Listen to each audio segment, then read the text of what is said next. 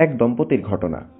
একজন নারী বলেন, আমাদের বিয়ের প্রথম দিন আমরা স্বামী স্ত্রী একে অপরকে কথা দিই যে আমরা প্রতিদিন কোরআন থেকে 2টি অংশ তিলাওয়াত করব। একটি নির্দিষ্ট সময় পর্যন্ত সে কোরআন তিলাওয়াত করবে, তারপর আমি অপর অংশটি তিলাওয়াত করব। যখন আমরা কোনো সফরে থাকতাম তখনও আমরা আমাদের নির্দিষ্ট অংশের তিলাওয়াত অব্যাহত রাখতাম। আল্লাহ তাআলা আমাদের এই চিন্তাকে স্থায়িত্বের মর্যাদা দিয়েছিলেন। আমরা কোরআন খতমের পরে নুসখার শেষে এই চিহ্নটি দিয়ে রাখতাম।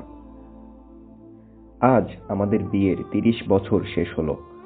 আমরা আমাদের প্রত্যেকের নুসখার শেষে এমন 127 চিহ্ন দেখতে পাচ্ছি। এর মানে হলো আমি আমার স্বামীর সঙ্গে এ বছরগুলোতে 127 বার খতম দিয়েছি। আমাদের তিলাওয়াত অব্যাহত আছে। কোরআন আমাদের জীবনে এক আলোকবর্তিকা ও সুখের ঠিকানা হয়ে আছে। আমাদের মাঝে আল্লাহ তাআলা হৃদ্যতা, প্রেম, ভালোবাসায় ভরিয়ে দিয়েছেন। বই নারী জীবনের সুখ সংগ্রাম।